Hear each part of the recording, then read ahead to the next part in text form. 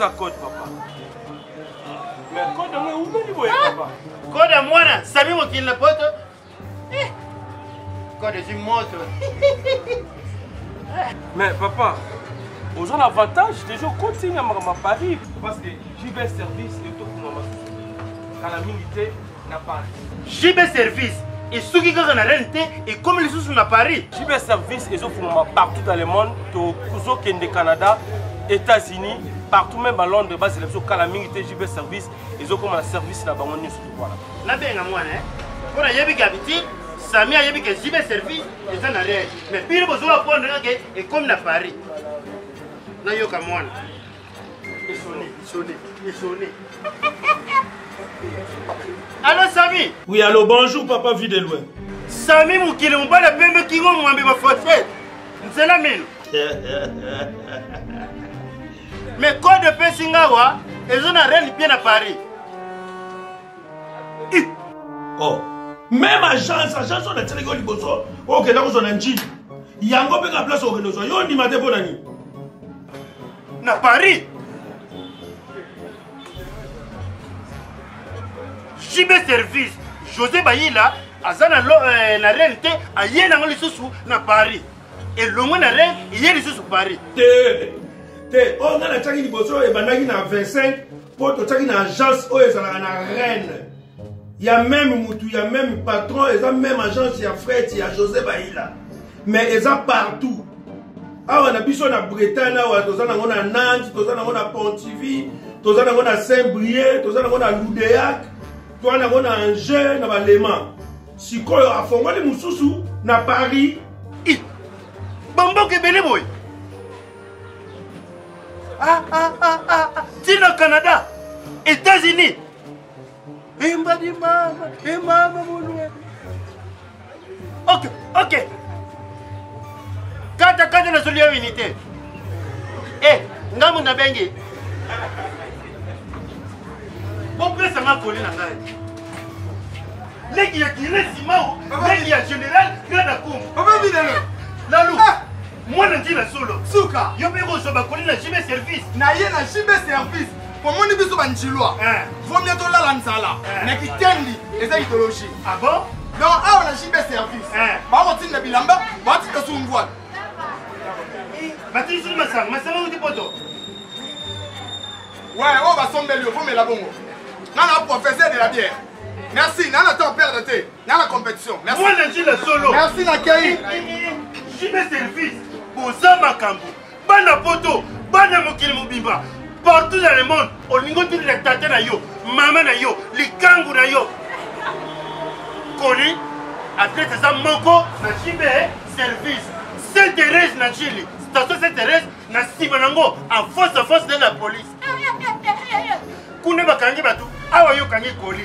JB Service, Ayuna. Hugues la Coifficoté, votre salon de coiffure sur la Nationale 3 au pavillon sous-bois. Ouvert tous les jours de 9h à 20h, même les jours fériés. Plus d'informations au 01 41 55 00 00 ou sur le www.huguelacoifficoté.com.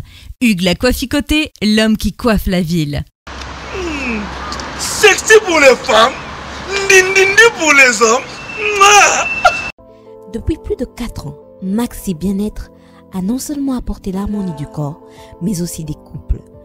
Avec Maxi Bien-être, dites au revoir aux maux de dos, aux problèmes d'hémorroïdes. Maxi Bien-être est une solution buvable, très facile et pratique à utiliser. Versez le contenu du sachet dans un verre d'eau tiède, mélangez avec une cuillère et c'est tout. Alors, qu'attendez-vous? Maxi Bien-être, l'harmonie du corps et des couples. Merci Nada bena fier na Congo Promo et ça sito bena no number 1 do sito bena intellectuel boss Raf Ngindo en tout cas na passivement bambo Raf Ngindo le présentateur la force créative Congo Promo Boroto ça na force militaire na Congo Promo. Et faites comme moi, allez voir Congo Promo tv5.com. Donc au nom de Jésus-Christ nous bénissons le Congo Promo. Avec Raf Ngindo, Congo Promo ne tombera jamais. Bigolo Congo Promo nde.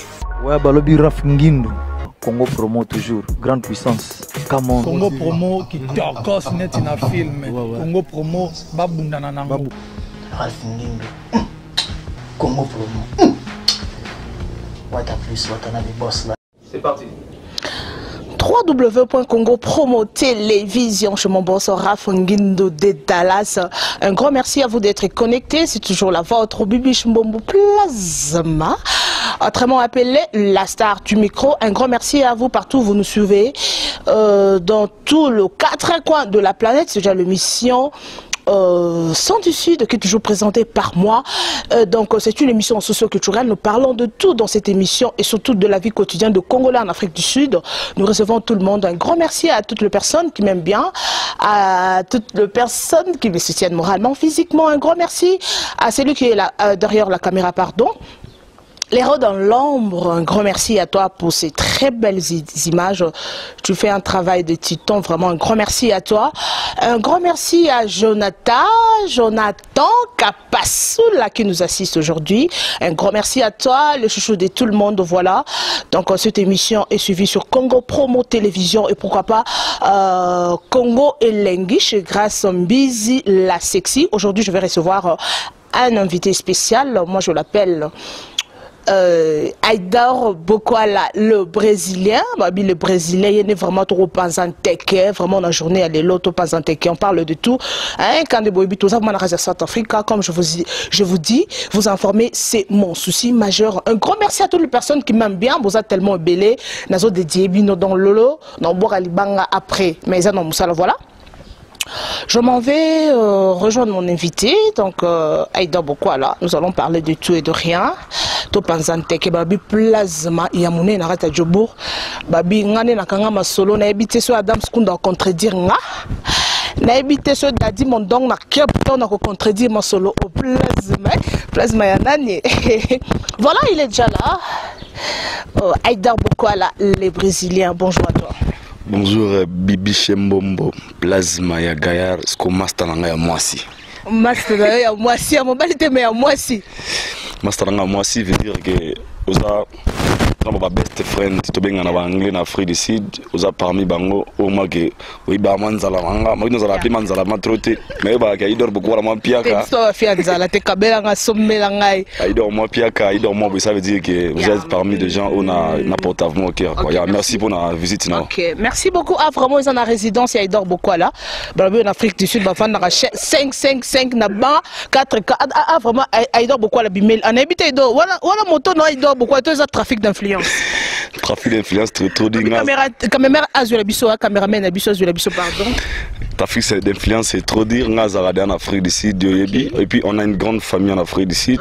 Donc ils ont le black tout trotter, ils ont le retard marqué les famille na bino eza mon parce que ba journaliste seigneur so ba komika nga famille bien. Nga famille nangeza ya mbongo te, na famille richité, na famille mobola te, famille nangeza famille Bokwala, on ne souffre pas, on ne galère pas, mais on vit dans l'essentiel. Cause en ambongo te, cause en ambongo te. Donc on est le baki famille à l'art, c'est trop dur, tout vivre kaka kwa ngaye, li payer tous les dons, c'est ça. OK, Aïda Bokwala ya minga vraiment ya hotelima, na bitinga pe na nga soldat ya Congo Promo TV en South Africa. Je ne sais pas to fanda totelema na ebita Aïda Bokwala OMB biso ndenge nini to fana sima na moto to fana wa Aïda.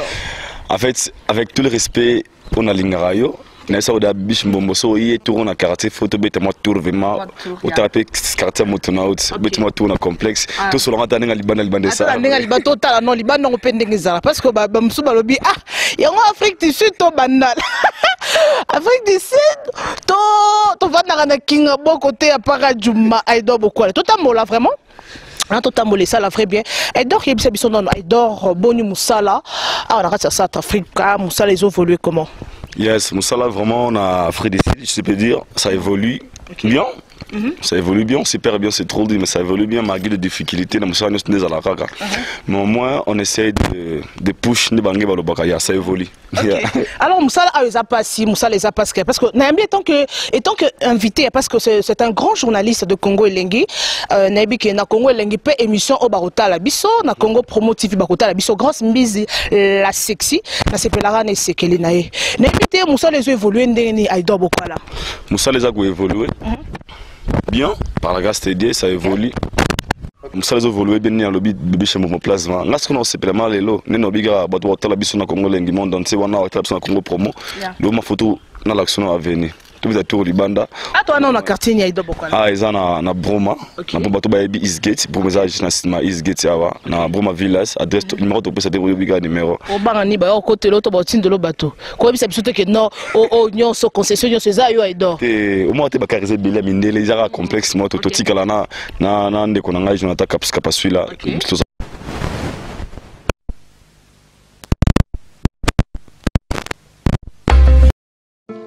Aïdor Bokwala, Yoka RL Music.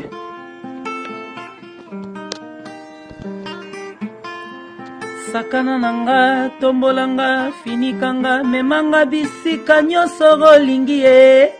Aïdor Bokwala, l'international. Sakana nanga, salananga, nyonso lingi, Aïdor sa. Memanga bisika nyonso lingi napesio motema nanga Aïdor kosakana nango te po ezali responsable napesio motema nanga Aïdor kosakana nango te po ezali remplaçable balobaka et voilà, les bandes d'angoy Aïdor Bokwala. Paysage vraiment dans les langues fort. Attends, on a plus de oui parc, c'est comme parc Msous Koza. Na sekuna au biga yope au lembina rotambolo. Vraiment lembina rotambolo Aïdor to luka to fan nana parce que na moni awa vraiment ma solo roleka bien to beta ma solo to beta 4 minutes vraiment. To que to fan awa to fan kuna. Non ma ah parce que ba fan ngote. Ba fan raté. Siko yo sko za permission ko fan. Muna tu peux vendre na biso na biga to fanda kuna ok ya ba kiti ya je vois ba kiti zate to fanda wa ok vraiment télé-réalité gaga parce que ça live to fanda wa to fanda na buka na Aïdor beaucoup Aïdor na buka na ndete Jonathan Kapasou la télé maman parce na quoi ya na problème ok c'est bon il y a alors non qui m'a payé na paiement non d'abord t'as biso bato mnene ka biso ka ba gros poisson yoza plasma plasma mnene alors Aïdor Bokwala vraiment to kende Aïdor Bokwala na ebité ma solo on a kata South Africa to ben ma solo ya journalisme on a kata Afrique du Sud awa comment est-ce que ils ont évolué parce que tout le monde a awa information et à moi passé par rapport il y a bande ko na biso et surtout na musique bande ko na biso ba combattre ba peksa musique na ebité musique mingi za actualité na ebité ce bino en Afrique du Sud pour ça la rending na bande ko na biso ba combattre dans des ba peksa ba musique. Moi vraiment avec tout le respect aux nazana on a combattants au bassin monde entier commenter à Europe, il y a Asie, il y a Amérique, il y a Afrique, je leur dois vraiment du respect bassin na beat na bon baby combat au babundelaka baebi et là on a comment on a moi en fait selon quoi point de vue nangai vraiment quoi dans le selon point de vue nangai je ne na combat mutute tonini selon mes analyses na monaka combat et comment mingi focus sur la musique. OK. Comment mingi focus sur la musique exemple biso en Afrique du Sud ba politicien belé ba en Afrique du Sud. Ba politicien ba konzamboka ba tobera en Afrique du Sud. Mais tu verras jamais un combattant à qui peut-être à se revendiquer to à téléma pona oh boy. Mais ça ba combattant pe abataka ba politicien. C'est ce que je dis. Dans le bi et comment beaucoup plus basé sur la musique. Aux moins, mon homme c'est moi a mon combattant à mobiliser, à sensibiliser, à qui peut être quoi attaquer. Au lieu basa la combat au single, mais je pas dit que tous les combattants parce qu'il y a des combattants au bazapé, bazo bunda pour na mboka na biso pour nos informations. Nous on est là ngai na sala ba émission kaka il y a musique, musicalité pour dire. Na sala ba émission on a contribué à rapper sur comment dirais-je la RDC d'une autre manière de dire que bato be na mboka oyo ba vivre la vie passer en Afrique du Sud.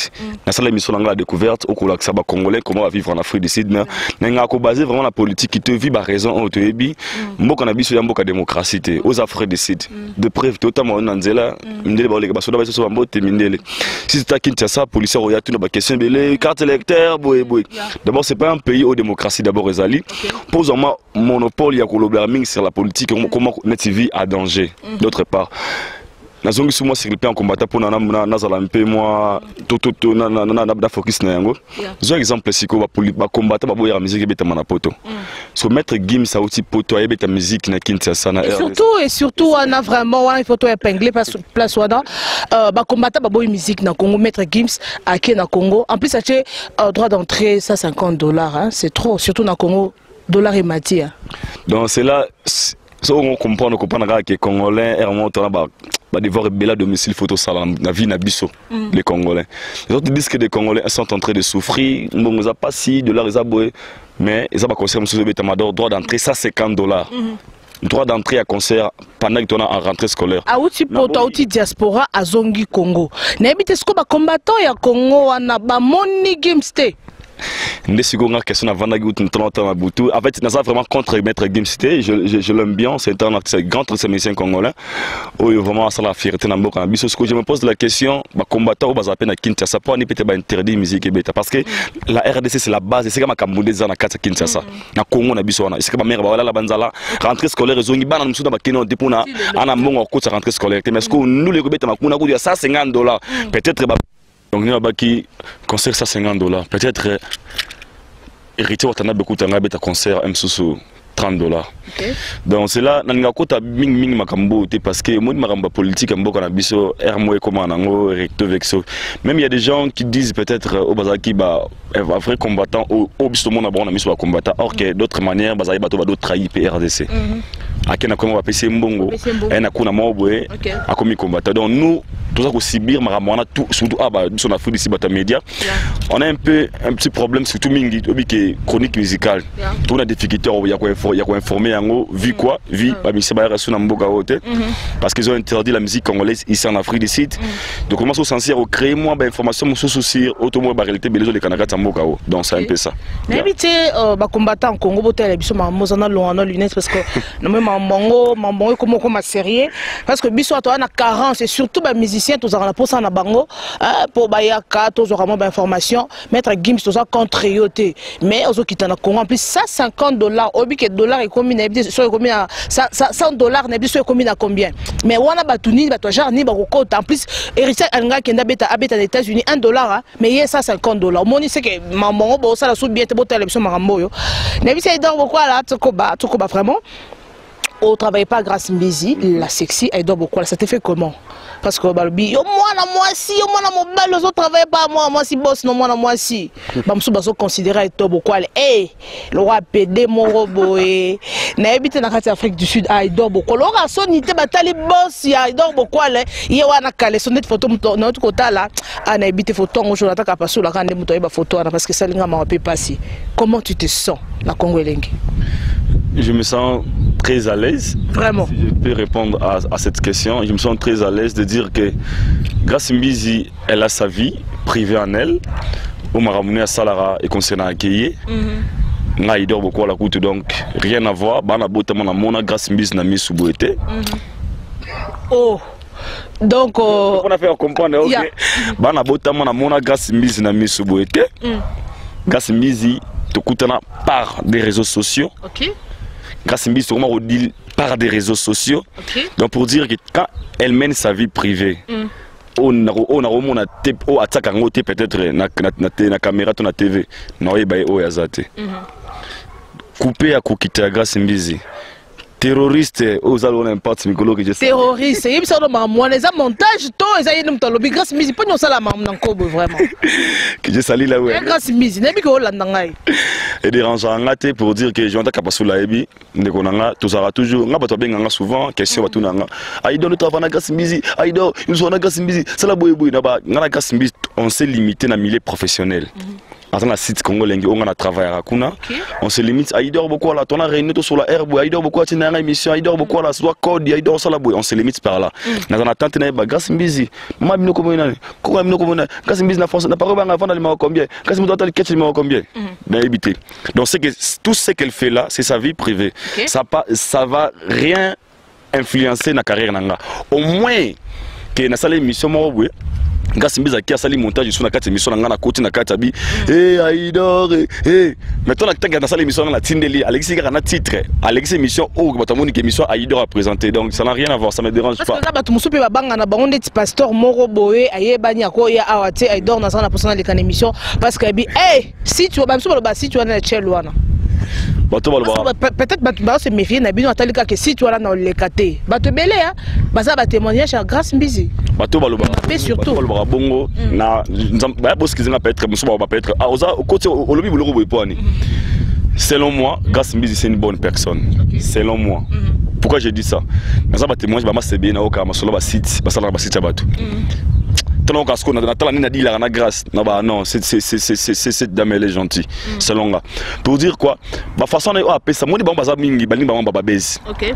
Moi, grâce à ça, je internet déjà, peut-être que tout le monde un peu extraordinaire. Avant d'être les bandes moka, on défend le comportement, le caractère n'a été. Mais au moins, pour moi, on va toujours que tout ce qu'elle fait, elle est consciente de ce qu'elle fait. Si on a ce moment où on a une émission, on a dit beaucoup la city, on a comme parce que tu as tout ça à titre. Mission tout ça la c'est bimi et ya maman na liste play ya ba émission sur internet. Le mouton entendre beaucoup d'émissions aux années grâce mbizi to ya nan. On t'a la titre commis Aïdor beaucoup la parle de sa vie à côté cliquer Aïdor beaucoup la yé. Donc il n'a pas censé comprendre que si tu wana eza grâce mbizi moi ba ça la promis privé na grâce mbizi pas boya hôtel. Parce que y a ça problématique à beba na rana ba te belé beba na rana ba te belé na ba journaliste nyonso yo au moins à foutre bien. Aïdor Nike, Polo, ceinture, Gucci, Ketch, Naebite, et la télé. La route à part non musala non ya oyo. Toi d'abord ton solo. OK. Merci, on avance. Aïdor beaucoup là, le brésilien, abi master nga mais awa master nga te po na poupole moi ndambo, na poupole moi ndambo. Un grand merci à Glodège Mwamba, le grand professeur. Babi na South Africa. On a prof dans l'anglais. Un grand merci à toi, Mignon de Cape Town, Babi Rodrigue James, Mignon de Cape Town. Et donc, pourquoi les relations nayo ezanini naba journaliste to banana à l'Afrique du Sud et plutôt au Congo. Bah journaliste tout à fait ici. Avant de répondre à la question, on couper ça un grand merci na Patient Ilo, Karambongo le boss silencieux, Patient Ilo. On a ma vie nanga ya prêtre, moi on a tiré na Ratamboka au Maïbara. Que petit faut foutre à palais, petit faut à moi 15 000, 10 000 rennes dans la poche. Au moni maye photo chaboui, mais respect. Babi wana boss, babi baloba bakoloba. Yécoute son azana na yena na posa ku dans atala mutu mona potote. Abike non ça surprise hein. Na bike bakolela bakodoka. Parce que lolo odoki sa ba mutu makasi. Merci beaucoup. Ils ont pour faire comprendre batuke. OK. Tous appena batu ba sapota biso, ça fait du bien. Donc pour la question de la relation, on a journaliste c'est presque un frère de site et belé. On n'est pas des amis, mais tout avec Aïdor beaucoup les Brésiliens, les Brésiliens la bango, on a frère de site. Babi solo babi que tout mes 4 journées ça frère de site. Bon montant là allez bonsoir Aïdor, bon moment on passe par réunion. Aïdor, bichimbo dende te bité ba luka ba on va venir ba tara ba classement la bango. Jean Lataka Passoula, les mignons. So ba otanani. Donc ça veut dire que dans la relation la bango, bien mais on n'est pas des amis parce que je ne suis un ndenge mort. Ngana on a photo journaliste c'est bazanga.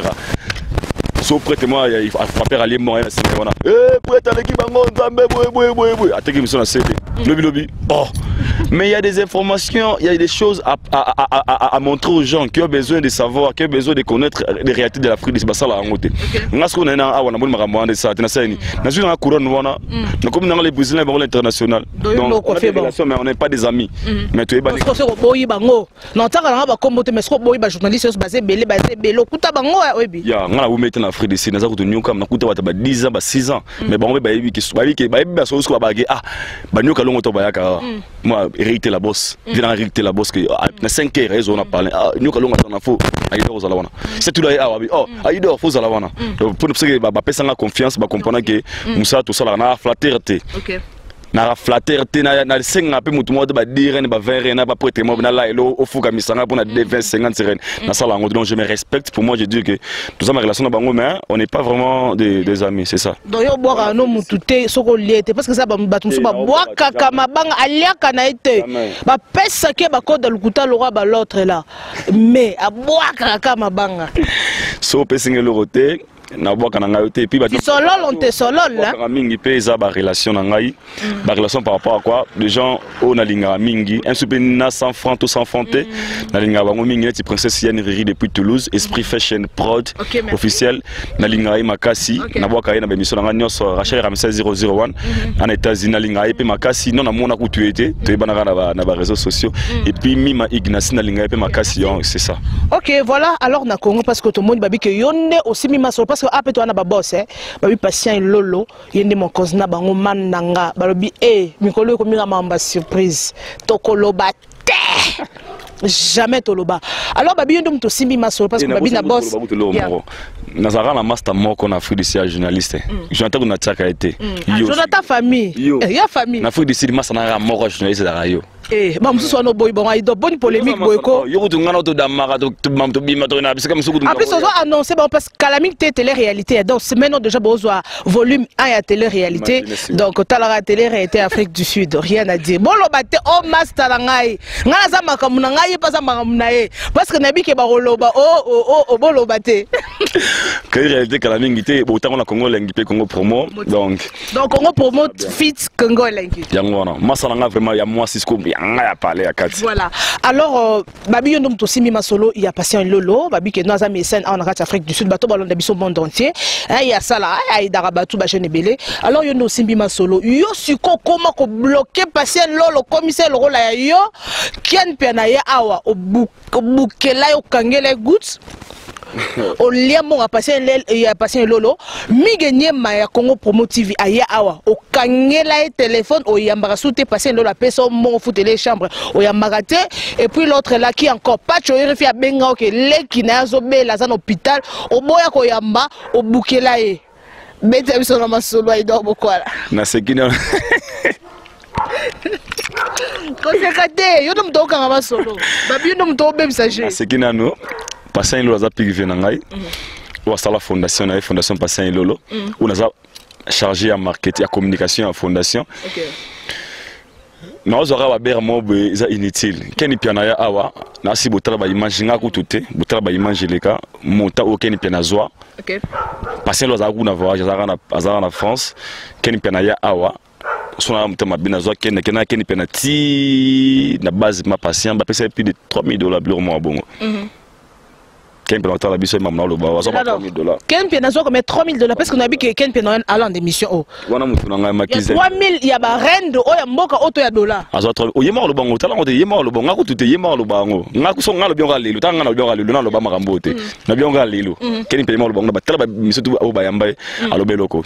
Mi genye ma ya awa que je sais. Okangela téléphone. Mi genye ma ya awa ayebi hotel obando olala. Hotel banda olala. Banda ko yamma bu. Mo hotel bando futa te ba jour muso futa te tina ndenga kenda. Na banda ko yabu na foot hotel. O futa une semaine, aux assure. Mingi na hotel a pebiso. Na nda ko yabu na foot hotel. Na kangela mutu jete. Pas tu arrives mo na muteketa mutu na nga pala yebi. Ayebi. Siko yo ndenge ni pacho irifi abengi yo na telefone na biso ke no benga passer lolo mwana za l'hôpital zo kokate benga passer lolo yo sko boela ye ke bakuta na passer lolo po nini ko ngakutu taka niveau na bien na sana ngo bat musu mona ngalo za mo so na prêtre na ye a garda e ka privé ata numéro prêtre passe mais ngai ali do mona o ba massa bila journaliste Congo Kinshasa wana soit solinga ngana zo ali numéro passer lolo na tindeli bango a bengi PV ba zupi moi 500 moi 1000 moi 200 na sala ngo pour dire que na za mutema bina mututé parce que on a une vision morotenga za international faut comprendre un international rosa mazara jamais na un local ya locaux Zobona ngala kenda bona continue mwenze mona sola na anglais banda na tongo tina pourquoi sono que la mutulu kuna po ani au peut être jubanton pour ba lingala Rien à voir. Ce que les journalistes ni baloba lingala na ebité nzambela makamboyo Antoine Kavula taelanga makamboyo ba journaliste ni baloba lingala wasko comme luka polémique to ke kana polémique wana wasko zo bisana ba ken pia na journaliste lingala te ken fana mutu na ngai makizembe ke je salila le kolo fimbo na fimbo ba mun na ngai tant ya auto engala ken batwana bulinga pe ken to kana ate pone bandena ken to ba na mes attentes moto no ko ba ko ba ntege moni ngaza façon na ngai ngaza straight ngaza ba respect na ngai ngaza ba façon na vivre so mutu bino ngape bien tena pesa na pe caro na ngate faut comprendre nga unga na zali ozomona ya ken pia na to ayara awa to duma ken pia na fort jour a ke azonga to zana to kenda ko na mo to bimana ay bibo ke se ko na lo ba to loin ba 5 ba 4 heures après to ke ici comment on a mbonga passer lolo na batangaka tolongwe wana tina ngame $3000 na dumelango to dumana keni pena ngame no tika keni pena na aéroport jo azonga est-ce que ça arrive $3000 so dossier ya RFI to kena parce que tu comme déjà ko chuter une émission na biso dossier à côté dossier moi na za hôpital za gravement ce que so akufika ça idor fongola jeko boss bivoki makambo wa pikasi eva RFI mais ngana journaliste ça va comme muda ba ngai oh mais t'es pas sur RFI abenga ki to te abenga ngate oh okomo wanga na caméra et comme il est wanga nzambela ngai to o change makasi na ebite vraiment nous allons lentement et sûrement vers la fin de notre émission. Alors réaction na yo par rapport ya ba insulte au pacho RFI alekaki afinga ki iriti watanabe yena ken piana parce que batika la kina ebite yo étant que journaliste parce que on peut balinga ba bon étant que journaliste mais esimba kité réaction na yo. D'abord ngana benga pacho RFI kutu ngamo komona muteketa que je sali bona mutu na penza na bisaraye na trouvé trop amateur de dire que d'abord un journaliste a go banaroleng la voyage était un journaliste c'est trop dire un être humain a go banaroleng la voyage était pour dire que mon biso on a pas frère décider à toi ma master mususu pour venir ka boy master ngai bon voyage à toi Diana Firé Serge Diana tous années on a parlé on a parlé to la ba fufulo bina tonga kene mikiri OK alors on a pu boire une semaine prochaine tu vas dessus boire abinanga idor boko la na ke Australie Serge Diana Firé masanangai Viramav masanangai Viramav les mannequins avant d'abord idor boko la na ke Australie accueilli après ça on ne soit pas que sous Cape Town donc pour dire que voyage est le moment extraordinaire té si ko soki musicien memi on a voyagé té et peser yoté pour me sentir on dirait azana power na bino parce que jusque là héritier a compris les choses que yende mutu azana ba charge ba ministère ba journaliste belé mona bana c'est ba juvénal ba ko ba ba flatteur juvénal mona maman na flatteur ouais ce qu'on se flatteur juvénal maman na flatteur juvénal aso ba bile héritier comme ke ba koti ababunga na ba musana bango babunga na ba déontologie un journaliste n'ose jamais si musicien c'est impossible attaché de presse non là c'est autre chose tant on a attaché de presse il y a musicien moroboui mais na ba propos na yo na télévision nos années tu vas faire la promote tu vas promote quoi ton artiste aux attachés de presse mais tu n'es pas là pour rendre un musicien ou un journaliste. Demain tu peux recevoir Fali, tu peux recevoir Péré. Mais ce qu'ils font là, comment est-ce que le Kolomoko ne bazawana ne bazawana carrière na bango comme limité parce que mon aura fallu repasser son micro pour hériter rendre peut-être fallu hériter comme l'équipe une émission au fin a fallu un journaliste. Quel est ton rôle au comme porter parole toi osa attaché de presse ou attaché de nibato bengana attaché comment attaché de sexe surtout ba journaliste ming ba chroniqueuse ba ming attaché de sexe toi fin ça na biso bakasia te binonde ba battre bana basina na ba o ba za battre ba balenga mankam moi je crains rien je sais je connais na bi musa na ngai ndenge nzamba pesa ngai maele na ngana botama nango et puis na sala musa na ngai na intelligence na sagesse na za ba discipline na ngai na za ba fana ba na za na ba bisika mususu na ko limiter na ko déborder ba limite na ngate donc je me réserve c'est ça donc on y pesa ko vraiment parce que comme je suis déjà et là on y pesa ko kanda makasi na musa na biso remarque ni osala ka so tali bobi que non pesa ko kanda vraiment énerva ka et logo énerva ngai makasi quand je regarde un journaliste est en train d'injurier musicien to batu na télévision mais on lui appelle un journaliste allez qui peut être abaké surtout nous là c'est gaba ba Congo na ba journaliste ba sali ba kiri o kiri boye o bale nini yo na bale nini yo to se kara fort ngasa ngasa ngam mona awaka lingala te mautuna my man this is a presenter ngabi is a presenter mo abi so why she looks like she's not normally like crazy point nini journaliste osale kiri yo kiri na bino mabe kiri na bango so bongo fingana maintenant quel est votre rôle? OK, on peut vous retrouver un jour na conférence de presse ba bengisi ba journaliste parce que bino boya ke avant de poser question que le mninga jeton pour dire que d'abord ils ont perdu la déontologie à musala yango de loi albosala nga pas ces ans yango wana ba journaliste kinti ça beaucoup plus ba bunga sens ya musala na bango ba bunga sens ya musala na bango donc ils ont pas là pour comment dirais-je informer, mais ils sont là maintenant pour déformer parce qu'il y a des news où il y a des béliers au Congo et au Lobela wana so musique bezo beta matin na Congo wana na papoto wana ba cause donc mingi za ba journalistes wana si ils étaient intelligents fallait bango pe bazana ba langage ya loba mera ba kemba na ba wenze wana ba wenze ba siste ba nganga ba wana ba fazer na banzela approcher bango interviewer ça bossa ba on a fait l'isama ça nga ishokoko la championne yena mambo wana vraiment zali bossa ba émission mo bezala un peu moins ni pas bango za na Congo ba sur place biso na Afrique du Sud nga ko masquer peut-être na pe ça mo information ba Congo va vivre en Afrique du Sud mais na za na pire information te bino boza na Congo boza na ba base ko informer ba ta kin ba ta poto ba ta libanda tout le monde a comment notre pays s'est évolué pour moi je dis que les journalistes de Congo qui tient ça de la RDC en général bango no sauté certaines ne forment plus mais des formes babunga sko musana bango c'est un peu ça OK, babunga sko musana bango un grand merci à ma chérie ma copine Rebecca Wachini babi nakati Allemagne kuna un grand merci à toi Nana Lolonga na Belgique Blanche Kimbombo nakati Chicago ba copine nanga balinganga ba soutenir ngai bozé belé partout au monde entier Joe babi Joe nakati Canada balobi Patrick Lokemba zo za l'invitation vraiment babi to sala ka national na potote au bok na potote au bok bato ba solisaka bien ba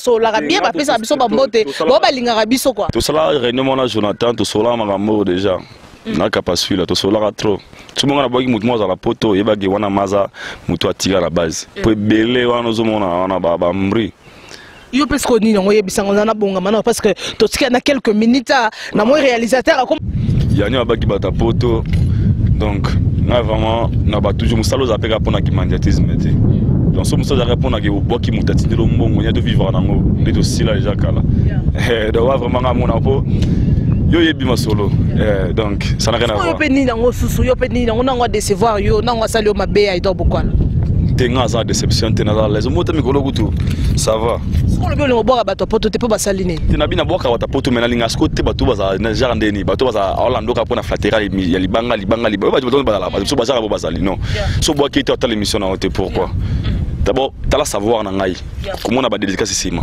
pour ce que ba dédicace ka boka na combien de relations na boka wana na tika banane yo mone bele monto sur la sona ba monte pona ba raison ay do boka ngata na tala hote vanda kunadi OK ne pas ouera c'est libanga bo faut pesa mbango libanga vanda kunadi bon on va on raison bon boka ba nango décevoir yo doza oza de lo moso bombela ngai to te muta désespoir ngate na zo na comprendre ngake moi c'est à poto te basa poto abeso li track na so mara ngana kuta mambo na basa poto te pour mutotala ka les brésiliens mobali ya pembe asekaka bien akemba la moko mère tonga mère tonga mara mais que oh mère aza oh sorry mère sorry mère mona ngam sima maman nangali solo wana na ebite jamais na kosi ces missions au son a posé question aidor babi babino nyos ba journaliste bokomika ba papa pesa sima yo to mona ebite aidor bon natali pe la sima te parce que babi mingi total la mobile soko aleki fo tala na sima parce que bango so bakomi ba PD bakomi pesa sima aidor yebisanga no makambo aidor masa na ngai po koti makambo to bombelinga makambo parce que na ebike mère otale mère otala na souci non fort d'abord na équipe nana masanga mobwe Veramav Serge Diana Chris bienvenue au Congo boss Randy Kent boss live Cheche Frank Piana Randy Kent boss live tout le monde na benga mo na Serge Diana yo PD il va mo to finga siko na so vandi nabi un homme lo nga ido boko la bina muta ba power na muta makambo obike do za bato be balobaki oza PD obi bato baloba na za PD eza peut-être bato ba kotoyanga te eza bato peut-être ba ebinga bien te pour le bosso non so tinga kato ano mingi mo remara na ba jara bato na lela banzele fort mais tout la ko nga bango za trop tard mais na lela banzele moi sino zoyo ka osala zuwa pamba na biko linga bango za trop tard OK nalela banzele fort être uta no toi non na banon mais faut muyo maman na bodu di mon neni père ozoma d'abord un PD a banara na ba comme mutu sa émission so na PD sine ndenge ya déjà c'est bien ndenge nini jotaka pasula ezala neni basa na ngoti utala bangote te utala ngote ma nini ado sala émission mora akanga ningo memo allegisi moi omate alembisi liboko was qu'on est dans le monde du journalisme a netina asa PD netina o mona fait azalo wa PD quoi so na tangi kombo ya miliso te tanga ka kombo ya to panzaka nteke na miliso menga na biki ba masebele ba bungi peda nzela o ba kenda peut être moi gauche eza vina bango ba ebi pourquoi ba sala avec des raisons et belé ba comment peut être ba science occulte et belé pour Luka peut être succès ayebana et belé peut être pour asa intervenir mutu mo boye ba pese conditions et belé pour na boye sikoza ba ranger au biso ba idor to kotate ngaza vreno ko na mère ou na zarana et bimaki idor boko la pas bien comme système à détente au pesi liboso au pesi na si mais comment on peut bon c'est quelque chose que moi je ferais pas so babi ko gérer na vie neva se neva ngi balobara il y a des choses faut se neva na ota la caméra italangai émission de bokangango nga idor boko la na tikala jamais okoma PDP na ozala jamais PDP na et puis non bemba PD oh aido beaucoup la somme taille moi ça 500 000 rennes 50 millions de rennes à proposer aido beaucoup et ça on peut l'ôter en bala mort au PK et où mais là on pété na lobby boy so ki garas clé ya vinanga et ça pona bongana comme PD la voix maintenant qu'on fait monter passer. Un ami qu'on l'a na sima caméra ils ont mamso idor. Na ça va master. On a pas tout le monde tout na free ici là. C'est qu'il faut dire. Et na mboko ba ya mi ba comment PD. Monsieur ma maître, moi ma maître vimanzo to ngame. On a trafic. Mais PD. Ba bunga. Ba beba déjà ba comment PD. Ce que ça le nga ba toujours mais faut ça ba lien ça ba pacte mo boy. So ça na nzambe te ya. Moi je suis un vrai chrétien. Na sambela nzambe. Nzambe bi akrelanga mobali. Akelanga pona za na bas mbana kanga pona na za un homme marié un homme responsable un jour nzamba ça très décis tant mona un jour que nga loi aido boko la boule brésilien na biti ba gouti na tikela nanga bien maboué na mutu mosu na simala la ranga là vraiment je dis pitié na bato ba sala rango ya bon mazo que l'engyo c'est vraiment pitié Vina bino kasi. Ok, merci beaucoup. C'est déjà la fin de notre émission. Donc nous sommes pratiquement à la fin. On se met debout. Hein, le bonne chose ne dire jamais. Donc tout ça, moi tout pour ça Aïdor le Brésilien. Babi Kalaming, c'est télé-réalité. Babi Congo Promo TV Fit Congo et Lengi. Vraiment, Wanazo annoncé Bango. Nous sommes pratiquement à la fin. Je ne sais pas un message de la fin parce que le lot tout soli moi me belé tout beti moi question béba sujet belé donc. Tozana toujours pour nous informer bien. Alors un message de la fin donc